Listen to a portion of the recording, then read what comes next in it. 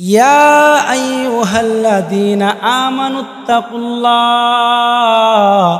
ওয়া কুলু কাওলান সাদীদা। হে ঈমানদাররা, আমি আল্লাহকে ভয় করো এবং কথা বলো, সত্য কথা বলো। আল্লাহ রাব্বুল আলামিন বলেন, যদি সত্য কথা বলো তাহলে আমি আল্লাহ তোমাদেরকে দুইটা পুরস্কার দিমু। এক নাম্বার পুরস্কার হলো, আল্লাহ বলেন ইসলিহ লাকুম আমালাকুম ওয়া ইয়াগফির লাকুম যুনুবাকুম। আল্লাহ বলেন আমি আল্লাহ প্রথম নাম্বার পুরস্কার তোমাকে দিমু, আমি আল্লাহ তোমার আমলগুলোকে আমি সংশোধন করে দিমু। দ্বিতীয় নম্বর পুরস্কার হলো ওয়া ইয়াগফির লাকুম যুনুবাকুম। আল্লাহ বলেন আমি আল্লাহ তোমার জিন্দেগির সমস্ত গুনাহগুলি মাফ করে দিমু। এই জন্য মুসলমান ইমানদার কথা বলবেন, সত্য কথা বলা, সততার গুণ নিজের মধ্যে আনা। এই জন্য আল্লাহর নবী বলেন আসিদকু ইনজি ওয়াল কিযবু ইউহলিক। আল্লাহর রাসূল বলেন সত্য মানুষদেরকে মুক্তি দিয়া দে আর মিথ্যা মানুষদেরকে ধ্বংস করে দে। সত্য মানুষদেরকে মুক্তি দিয়া দে। সত্য কেমনে মানুষদেরকে মুক্তি দিয়া দে? ভাইয়ারা আমার, হিন্দুস্তানের মধ্যে একবার এক ঘটনা জমিন নিয়া দ্বন্দ্ব মুসলমান এবং হিন্দুদের মধ্যে। মুসলমানদের দাবি হলো এই জায়গার প্রথম দখলদার হইলাম আমরা, সুতরাং এই জায়গার মধ্যে মসজিদ আমরা নির্মাণ করব। আর হিন্দুদের দাবি হলো এই জায়গার প্রথম দখলদার আমরা, সুতরাং এই জায়গার মধ্যে আমরা মন্দির নির্মাণ করব। তখন এই নিয়ে যখন দ্বন্দ্ব আরম্ভ হয়ে গেল, তখন দেখা গেল কয়েকদিন পর পর উভয় দলের মধ্যে সংঘর্ষ দেখা যায়। এলাকার সকল লোকেরা বলল এরকম সংঘর্ষের দরকার নাই, আসো আমরা আদালতের মধ্যে মামলা করি। আদালত থেকে যে রায় আসে এই রায় অনুযায়ী আমরা এই ফাইসালা আমরা মেনে নিব। তখন দেখা গেল যখন আদালতের মধ্যে মামলা করা হলো, মামলা করার পর আদালত থেকে রায় দেওয়া হলো আপনাদের এলাকার মধ্যে সবচাইতে বয়োবৃদ্ধ এবং বয়স্ক মুরব্বী যিনি আছেন ওনাকে আদালতের মধ্যে আইনা উপস্থিত করবেন। ওনার কথা অনুযায়ী আদালত থেকে ফাইসালা হবে। তখন দেখা গেল এই সময়ের মধ্যে এই এলাকার মধ্যে বহু খোঁজাখুঁজির পর তখন দেখা গেল একজন লোককে পাইলেন। ওনার নাম হলো শাইখ ইহইয়া কান্দলবী রহমাতুল্লাহি আলাই, শাইখ জাকারিয়া রহমাতুল্লাহি আলাইহির আব্বাজান শাইখ ইহইয়া কান্দলবী রহমাতুল্লাহি আলাই। ওনাকে যখন আদালতের মধ্যে উপস্থিত করা হলো, ওনাকে জজ সাহেব ডাক দিয়া বলেন, ও শাইখ ইহইয়া কান্দলবী, আজকে আপনার কথা অনুযায়ী ফাইসালা করা। আপনি যদি বলেন এই জায়গার প্রথম দখলদার হিন্দুরা ছিল তাহলে হিন্দুদেরকে দিয়ে দেওয়া হবে, আর আপনি যদি বলেন এই জায়গার প্রথম দখলদার মুসলমানরা ছিল তাহলে এই জমিন মুসলমানদেরকে দিয়ে দেওয়া হবে। তখন ইহইয়া কান্দলবী রহমাতুল্লাহি আলাই উনি কাঠ গড়ার মধ্যে দাঁড়ায় মাথাটা আকাশের দিকে তাকায়া বলেন, ওগো রব্বুল আলামিন, আমি তো জানি এই জায়গার প্রথম দখলদার হিন্দুরা ছিল, কিন্তু এখন আমি কিভাবে বলি? যদি বলি হিন্দুরা ছিল তাহলে তো আদালত হিন্দুদেরকে দিয়ে দেওয়া হয়, হিন্দুদেরকে জমিটা দিয়ে দিবে, আর এই জায়গার মধ্যে হিন্দুরা মন্দির নির্মাণ করবে। আর যদি বলি প্রথম দখলদার মুসলমানরা ছিল তাহলে তো এটা মিথ্যা কথা বলা হবে। আমি তো এমন নবীর উম্মত যিনি জীবনের জন্ম থেকে নেয়া একেবারে মৃত্যু পর্যন্ত যিনি একটা মিথ্যা কথাও বলেন নাই, সুতরাং মিথ্যা কথা বলা আমার দ্বারা কখনো সম্ভব না। উনি সাথে সাথে বলে দিলেন এই জায়গার প্রথম দখলদার ছিল হিন্দুরা। আদালত ওই হিন্দুদের নামে ওয়াকফ করে দিলেন, হিন্দুরা এই জায়গার মধ্যে মন্দির বানাইবেন। আল্লাহু আকবার। ওই ইহইয়া কান্দলবী রহমাতুল্লাহি আলাই এই সাক্ষ্য দেওয়ার পর যখন উনি বাড়ির মধ্যে গেলেন, বাড়ির মধ্যে যাওয়ার পর যখন উনি রাত্রে ঘুমাইলেন, রাত্রে ঘুমানোর পর শেষ রাতে তাহাজ্জুদের নামাজ পড়ার জন্য যখন উঠল, এমনি তাকায় দেখেন ওনার বাড়ির মধ্যে বহু মানুষের পায়ের আওয়াজ শোনা যায়। উনি মনে মনে ভাবতে লাগলেন, মনে হয় আমি যে মুসলমানদের বিরুদ্ধে সাক্ষ্য দিলাম, এই জন্য মনে হয় মুসলমানরা ক্ষিপ্ত হয়ে আমার ঘর বাড়ি ভাঙ্গার জন্য চলে আসে।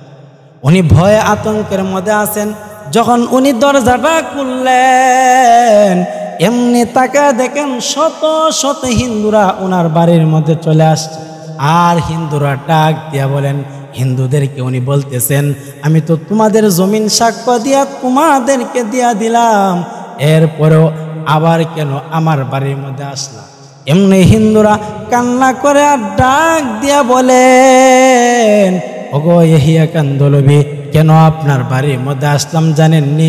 আজকে এমনই জন্য আসলাম, যেই ধর্ম কবুল করলে, যেই ধর্ম গ্রহণ করলে নিজের জবানটা এত পাক হয় যা আদালতের মধ্যে দাঁড়ায় একটা মিথ্যা কথাও বলা যায় না। ও ইহিয়া কান্দলবি, আজকে এই ধর্ম কবুল করার জন্য আসলাম। এমনি ইহিয়া কান্দলবিকে বলেন, ও ইহিয়া কান্দলবি, আর আগামীকালকে ওই জায়গার মধ্যে মন্দির নয়, বরং আপনার অনুমতিতে, আপনার ইমামতিতে আমরা মসজিদ উদ্বোধন করতে চাই। এই জন্য আল্লাহর নবী বলেন, আসিদকু ইউনজি ওয়াল কিযবু ইউহলিক। এ আমার উম্মত, তুমি সততার গুণে গুণান্বিত হও। আল্লাহর রসুল বলেন সত্য মুক্তি, সত্যে জয়। আল্লাহর রসুল বলেন সত্য মানুষদেরকে মুক্তি দিয়া দে, আর মিথ্যা মানুষদেরকে ধ্বংস করে ফেলে। এই জন্য মুসলমান ইমানদার, আপনি ব্যবসা করেন, চাকরি করেন, আপনি সততার গুণে গুণান্বিত হন, সততার সাথে ব্যবসা করেন। আল্লাহর রসুল বলেন আত্তাজিরুস সাদুকুল আমিন। আল্লাহর নবী বলেন সত্যবাদী ব্যবসায়ী। আল্লাহর রসুল বলেন কিয়ামতের মাঠে মান নাবিয়িন ওয়াস সিদ্দিকিন ওয়াস শুহাদা ওয়াস সালিহিন, শহীদ, সিদ্দিক, সালেহিন। আল্লাহর নবী বলেন এই সমস্ত মানুষদের সাথে কিয়ামতের মাঠে আল্লাহ তাকে হাসর নসর করাইবে। এই জন্য মুসলমান ভাইরা আমার, আল্লাহ রব্বুল আলামিন বলেন, হে পৃথিবীর মানুষ, ইয়া আইয়ুহাল্লাযীনা আমানুত্তাকুল্লাহ, আল্লাহ বলেন হে ঈমানদাররা, আমি আল্লাহকে ভয় করো। ও আল্লাহ বলেন আমি আল্লাহকে ভয় করো। আল্লাহ রব্বুল আলামিন বলেন ওকুলু কাওলান সাদীদা, কথা বলো, সত্য কথা বলো। সত্য কথা বলে লাভ কি হবে জানোসনি? আমি আল্লাহ তাকে 2টা পুরস্কার দিব। 1 নাম্বার পুরস্কার হলো ইসলিহ লাকুম আমালাকুম, আমি আল্লাহ তোর আমলগুলোকে আমি আল্লাহ সংশোধন করে দিব। 2য় নাম্বার পুরস্কার হলো আল্লাহ রব্বুল আলামিন বলেন ওয়াগফিরু লাকুম যুনুবাকুম, বান্দা আমি আল্লাহ তোর গুনাহগুলিকে মাফ করে দিব। এই জন্য মুসলমান ইমানদার, আল্লাহর নবী বলেন আরবাউন ইদা কুন্না ফিকা ফালা আলাইকা মা ফাতাকাদ দুনিয়া। নবীজি বলেন ও আমার উম্মত, 4টা জিনিস যদি তোমাদের কাছে থাকে, এই পৃথিবীর এমন কোনো শক্তি নাই যে শক্তি তোমাদেরকে পরাস্ত করবে। সব জায়গার মধ্যে তোমরা বিজয় হইবা। আল্লাহর নবী বলেন তবে 4টা গুণ যদি তোমাদের মধ্যে থাকে, এর মধ্যে থেকে আল্লাহর নবী 1 নাম্বার বলেন হিফজু আমানাতিন, বান্দা যদি আমানতদার হস, যদি আমানতের গুণ তোর মধ্যে থাকে, আল্লাহ রসুল বলেন সব জায়গার মধ্যে তুমি বিজয় হইবা, তোমরা সব জায়গায় বিজয় হইবা। এই জন্য 2য় নাম্বার নবী বলেন ওয়াসিদকু হাদিসিন, কথা বলবি তো সত্য কথা বলবি। যদি সততার গুণ তোর মধ্যে থাকে, তাহলে আল্লাহ রসুল বলেন 2 নাম্বার হলো সততার গুণ তোমার মধ্যে আনো। 3য় নাম্বার নবী বলেন, আল্লাহর রসুল ডাক দিয়া বলেন ওয়া হুসনু খলিকাতিন, নিজের চরিত্রকে সুন্দর বানাও। যদি তোমার চরিত্র সুন্দর হয়, সব জায়গার মধ্যে তুমি সম্মানী হইবা। আল্লাহ রসুল 4th নাম্বার নবী বলেন, আল্লাহ রসুল বলেন ইফাতু ফি তুমাতিন, আল্লাহর নবী ডাক দিয়া বলেন এই খাবার খাইবা, হালাল খাবার খাও, হালাল খাবার খাও, তাহলে তোমার আত্মা আল্লাহ রসুল বলেন তাহলে তুমি মুস্তাজাবুদ দাওয়া হইবা। নবী বলেন এই 4টা গুণ। 1 নাম্বার হলো হিফজু আমানাতিন। নবী বলেন আমার উম্মত আমানতদার হও, হক কথার আমানত, হক দায়িত্বের আমানত, হক নিজের অঙ্গ প্রত্যঙ্গের আমানতের হেফাজত করো।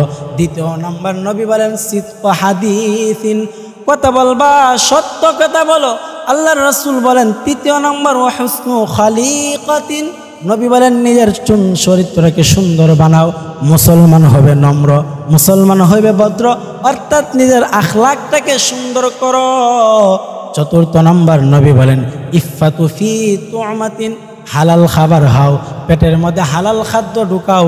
আল্লাহর রাসূল বলেন এই 4টা গুণ যদি তোমার মধ্যে থাকে, গোটা আল্লাহর নবী গোটা উম্মতদেরকে বলেন তোমাদের মধ্যে যদি এই 4 গুণ যদি তোমাদের মধ্যে আসে, আল্লাহর নবী বলেন পৃথিবীর এমন কোনো শক্তি নাই যে শক্তি তোমাদেরকে পরাস্ত করবে।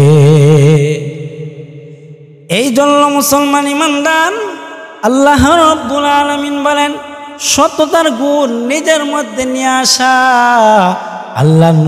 আল্লাহর নবী বিশ্ব নবী রাহমাতুল লিল আলামিন কেমন সত্যবাদী ছিলেন, যার উপাধি নিজের শত্রুরা যারা নবীকে হত্যা করার জন্য ছিল, তারা ওনাকে উপাধি দিয়েছিল আল আমিন তথা সত্যবাদী।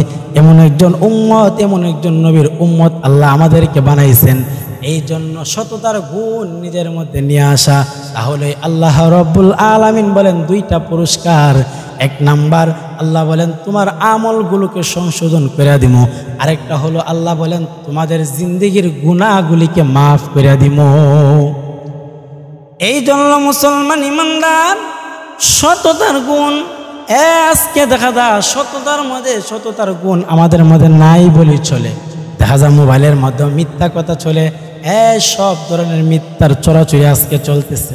এই জন্য মুসলমান ইমানদার নিজের মধ্যে সততার গুণ নিয়ে আসা।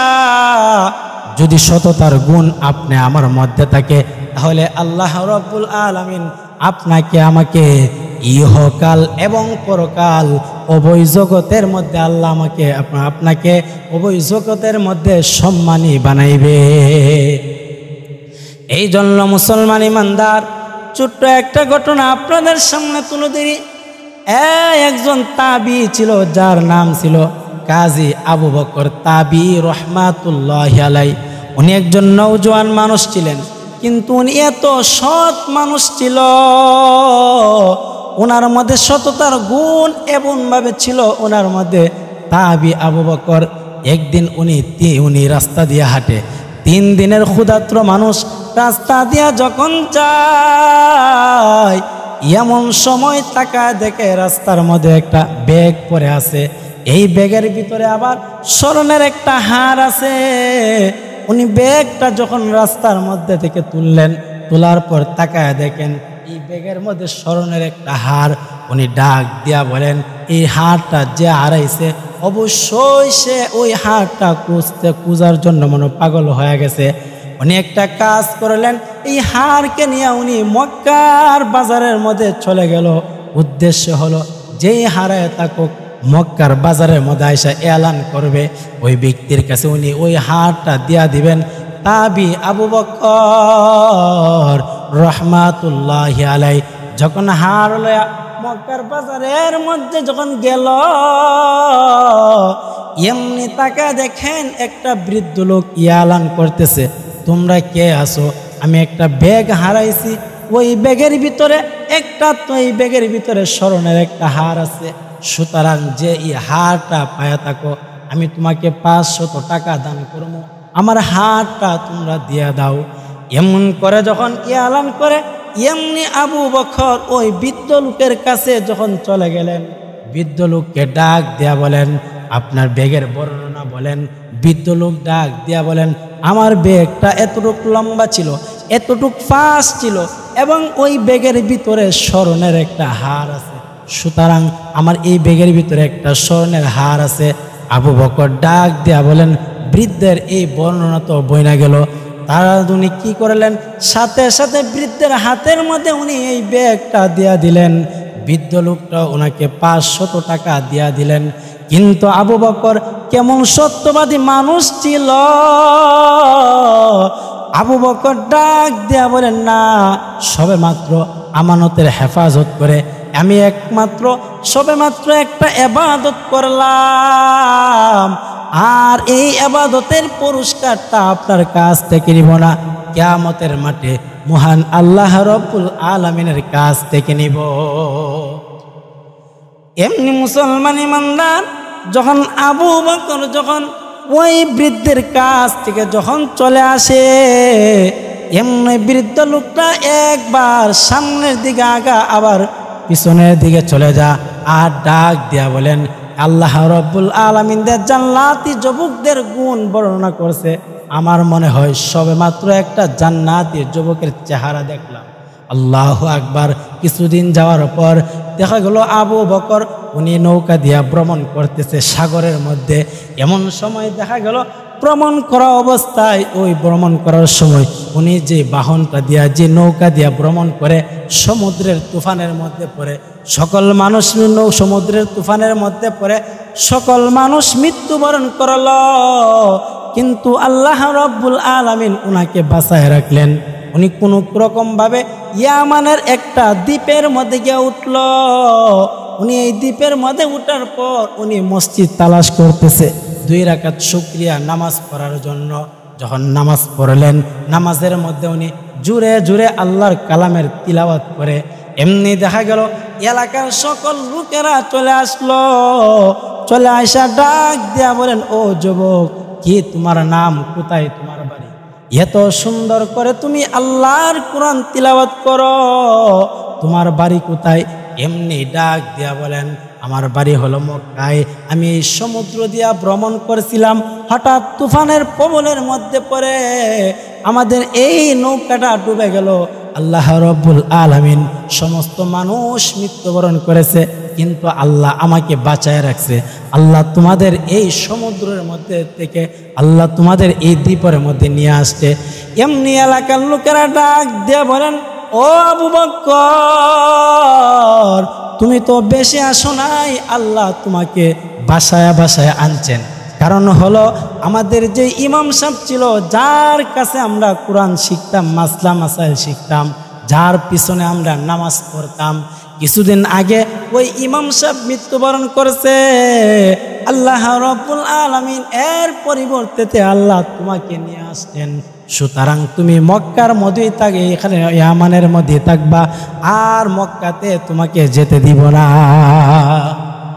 মুসলমান ইমানদার যখন উনি আল্লাহর দ্বীনের জন্য ইয়ামানের এই দ্বীপের মধ্যে উনি রয়ে গেলেন, তখন দেখা গেল এলাকার লোকেরা ডাক দিয়া বলেন, ও আবু বকর, আপনি একটা নওজোয়ান মানুষ, আমরা চাই আপনাকে বিবাহ করায় দেওয়ার জন্য। সুতরাং আমাদের এই দ্বীপের মধ্যে একটা মেয়ে আছেন, বড় সুন্দরী, বড় আল্লাহওয়ালি। এই মহিলাটা আর আপনার মধ্যে আমরা দেখলাম উভয়জনের দিনদারির মধ্যে বড় মিল আছে। সুতরাং এই জন্য আমরা চাই আপনাদের 2 জনকে বিবাহ করাই দেওয়ার জন্য।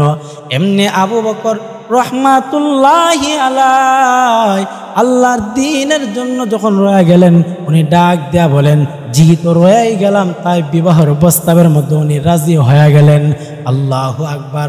যখন স্বামী স্ত্রীর মধ্যে উভয়জনের মধ্যে যখন সাক্ষাৎ হয়ে গেল, এমনি তাকায় দেখেন ওনার স্ত্রীর গলার মধ্যে ওই হাতটা, যে হাতটা উনি রাস্তার মধ্যে পড়ে রয়েছিল, যখন ওনার স্ত্রীর গলার মধ্যে তাকায় রইলেন, এমনি ডাক দেয়া বলেন, ওনার স্ত্রী ওনাকে ডাক দেয়া বলেন, স্বামী, আপনি আমার গলার দিকে তাকায় কেন রইলেন? মনে হয় আপনি আমাকে গলার মধ্যে কেন তাকায় রইলেন? উনি বুঝতে পারলেন ওনার স্ত্রী ওনাকে সন্দেহ করতেছেন। এমনি উনি ডাক দিয়া বলেন, ও স্ত্রী, আমাকে সন্দেহ করিও না, আমি তোমার গলার মধ্যে যে হাতটা দেখতেছি, ওই হাতটা আমার কাছে বড় পরিচিত মনে হচ্ছে।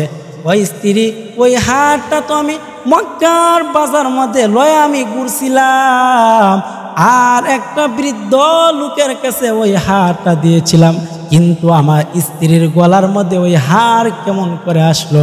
এই কথাটা বলতে দেরি হয়েছে, ওনার স্ত্রী লাফ দাঁড়ায় গেছে, আর দাঁড়ায়া বলেন, স্বামী হে, আমি স্বামী হে। উনি ডাক দিয়া বলেন, তাহলে কি আপনি সেই আবু বকর, যেই আবু বকরের কথা বইলা বইলা আমার বাবা মৃত্যুর আগ মুহূর্তেও কান্না করেছে? আমার বাবাটা বলেছিলেন আমাকে, এই হাতটা যখন আমার গলার মধ্যে পরাইয়া দিয়েছে, তখন আমার বাবা বলেছিল, ও মা, ওই হাতটা আমি হারিয়ে ফেলেছিলাম। একটা আমানতদার সত্যবাদী একটা যুবক এই হাতটা পেয়েছিল। এই হাতটা পাওয়ার পর সে আমার কাছে হাতটা ফেরত দিয়েছে, এমনকি সে আমার 500 টাকার পুরস্কারটা পর্যন্ত নেয় নাই। এ মা, ওই যুবকটার কথা আজকে বারবার মনে পড়ছে। আমার মন সাক্ষী দে, যদি এমন একটা যুবকের কাছে তোরে তুইলা দিয়া যদি আমি মৃত্যুবরণ করতে পারতাম, কবরের ঘরে শুয়া শুয়াও আমি শান্তিতে বসবাস করতাম। এমনি ওনার স্ত্রী ডাক দিয়া বলেন, স্বামী, তাহলে মনে হয় আল্লাহ রব্বুল আলামিন আপনার আমানতদারি সততা আল্লাহ কবুল করে নিয়েছেন, এমনকি আমার বাবার দোয়াকে আল্লাহ কবুল করে নিয়েছেন। এই জন্য আল্লাহ রব্বুল আলামিন আপনার বধূ আমাকে বানায়া দিছে। এই জন্য আল্লাহ রব্বুল আলামিন বলেন, হে ইমানদাররা, হে ঈমানওয়ালা বান্দা বান্দিরা, যারা আমার উপর বিশ্বাস করেছো, আমার কোরআনকে বিশ্বাস করেছো, আমার হাদিসকে বিশ্বাস করেছো, আল্লাহ বলেন, ইয়া আইয়ুহাল্লাযীনা আমানু ইত্তাকুল্লাহ, আমি আল্লাহরে ভয় করো। আল্লাহ বলেন, ওয়াকুলু কাওলান সাদীদা, এবং কথা বলো, সত্য কথা বলো। সত্য কথা বলে লাভ কি হবেন? আল্লাহ বলেন, 2টা পুরস্কার দিব। 1 নম্বর হলো ইসলিহ লাকুম আমালাকুম, তোমার জিন্দেগির আমলগুলিকে আমি আল্লাহ সংশোধন করে দিব। আরেকটা পুরস্কার হলো আল্লাহ বলেন, ওয়াগফিরু লাকুম যুনুবাকুম, তোমার জিন্দেগির সমস্ত গুনাহকে আল্লাহ আমি মাফ করে দিব। আল্লাহ বলেন, ওমাই ইউতিইল্লাহ ওয়া রাসূলাহু ফাকাদ ফাযা ফাওজান আযীমা, আল্লাহ এবং তার রাসূলের অনুসরণ করা। আল্লাহ বলেন, যারা করে, যে ব্যক্তি আল্লাহ এবং তার রাসূলের অনুসরণ করে, আল্লাহ বলেন ফাকাদ ফাযা ফাওজান আযীমা, অবশ্যই সে বড় সফলতা অর্জন করবে, বড় সফল কাম হয়ে গেল।